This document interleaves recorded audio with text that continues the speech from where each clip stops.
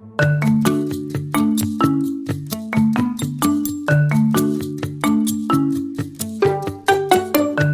hi, everyone. Welcome to Quick Takes, where we chat with industry leaders, dentists, dental laboratory owners, and everyone, as many people as we can, to determine how it is that we all are getting through this crisis that we're all experiencing together, and what's going to happen after. So today I have with me Dr. Brandon Stapleton, who is a dentist from Lexington, Kentucky. I'm just going to read a couple lines.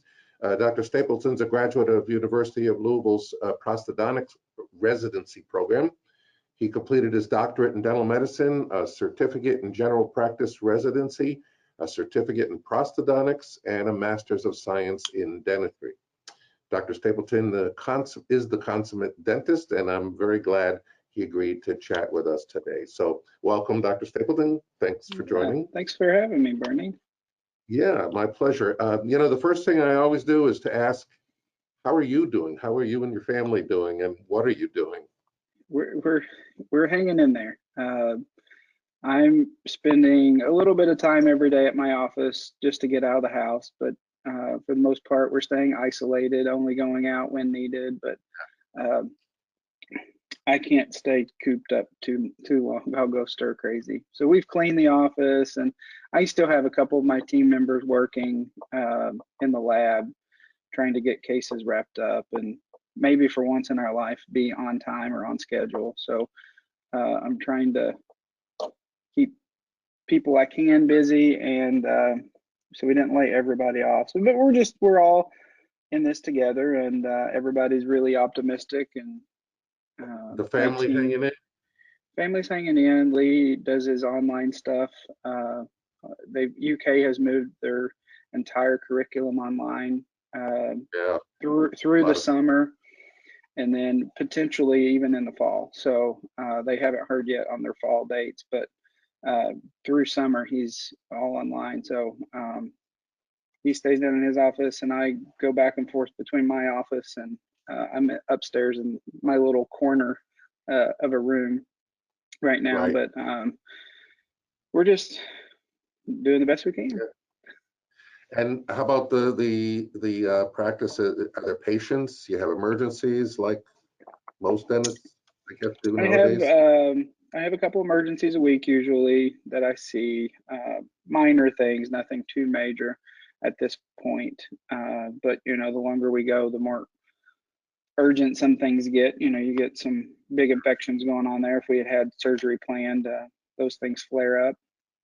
The lab, we're still supporting some of the other local doctors who are needing some things done quickly. So some denture repairs. We've done a couple of crowns on teeth that need to have crowns put on them. So we've been doing a little bit of stuff here and there for everybody. Good. At least you're keeping busy. That's more than I can say, unfortunately.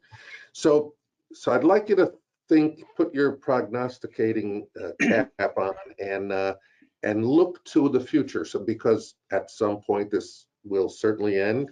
The question, I think one of the questions I have is how will your practice differ, if at all? And have you thought about what that means in terms of, I don't know, infection control, getting patients back, that kind of thing? What do you think is going to happen? Well, my practice is unique. We don't see routine dentistry we don't do too much routine dentistry. So we're not seeing the fillings and the single unit crown, stuff like that.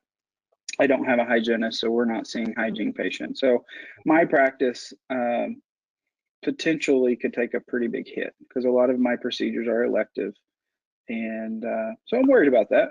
But we have some patients lined up that they still want to continue with their treatment. And I have plenty of patients to finish treatment on because I'm with my patients probably for a good 12 to 18 months on average from beginning to end when we do a full comprehensive rehabilitation. Depending on surgery, implants, all those things, there's a lot of healing time in there. So I still have a lot of active patients where we're going to have to get back to work. In terms of our infection control, I think we're pretty we're pretty good on what we do. We use the level 3 masks we always have, which is kind of the top before you get into the N95. We may add in one of the fitters that makes it a little more precise. I know Bellis is doing some custom design work for the mask fitters, which I think make it a little better. It's still uncomfortable, I think, any of those higher level filtration masks. We'll probably add some shields when we're doing surgery, and where we were just using goggles before, we'll probably add a face shield if we're doing You know that something that. are the boys at Whitmix, Evan and those guys, they're making shields and making those Oh, are they? masks, the Bellis The form. custom fit masks and all that. Yeah. Yeah, I So tried to. A friend of mine had one designed by Bellis, and I tried to print it in my Asiga, and it's too tall. It doesn't fit, the Z height is too tall for my printer. So maybe I'll get Evan to print it in one of the bigger yeah, printers. with him, I'm sure he'll be able to help. Yeah, they're doing a lot of this, and it's mostly for U of L hospital, Good. medical for U of L. So we're very proud of them for that, and Yeah, I'm proud of them. Bellis has a really cool app where they custom fit per person, so it's custom made for that person. So it's really nice. Yeah, it is pretty cool. And I think last I heard, we're donated 1,000 masks that we made Awesome. for them, so for U of L. So pretty good. So you think patients will come back with the same regularity, or will your I think we're going to have to modify the way we schedule patients. So the stacking of the patients may not happen, at least initially. We're going to space them out a little more.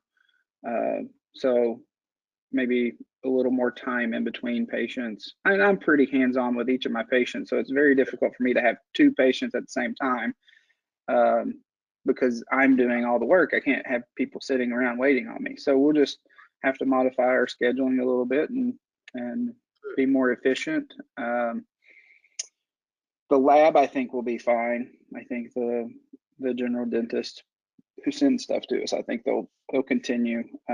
We provide a very well fabricated product, and it's all local. So we use I think people are going to be more local centric and try to take advantage of the resources around them rather than looking for outside sources. So I hope it helps the lab industry, especially the local guys. I'm a little worried about the lab industry, frankly. I think most people I talk to think that labs, there will be some, hopefully small percentage of labs that just aren't going to be able to come back from this, being revenue for months and, knows how long. So that's a little worrisome for a lot of us. But, we do what we can do, I guess. So the rest of the industry, or I should say the rest of the dental offices aren't exactly like yours. They're not everyone's prosthodontist, not everyone's doing full mouth rehab cases. And what about those dentists? And the reason I ask that is, there's concern that patients will be afraid to come back Sure. because of maybe, I don't know, maybe infection potential, that kind of thing. Any thoughts on that? I know it won't necessarily directly affect you, but do you think there's any a different future than those others? That I think it depends on geographically where you're at and kind of how the patients are and how much they buy into some of the hysteria that's around this. And I'm not saying it's all silly, but I think dentists do a pretty good job of infection control. There are definitely some areas where we can do better, but I think similarly to me, they're going to have to consider their volume and not see so many patients at once, because that's a lot of potential exposure. yeah. And currently we're implementing, and I know a lot of other offices are implementing, text when you arrive, and we'll tell you when we're ready for you. And instead of waiting in a waiting room, you're going directly to the room that's prepared just for you. I like that. I really like that. It makes me anxious when people are waiting on me. So The fact that they're not sitting in my waiting room makes me happy. Patient. So Yeah, I think. yeah, so I think that is going to change.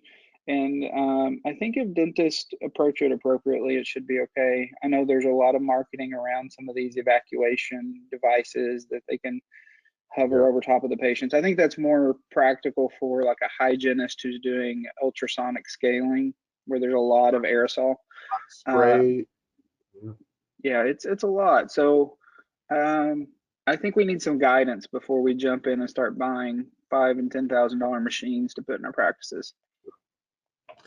So Well, we're all together in this, and yeah, we're all together in fixing it once it finishes. So thank you. Thanks for your insight. Thanks for yeah. your experience. And No, thanks for reaching out, and thanks to the tech guys who are doing all the webinars. I know Whitney's loving all that stuff.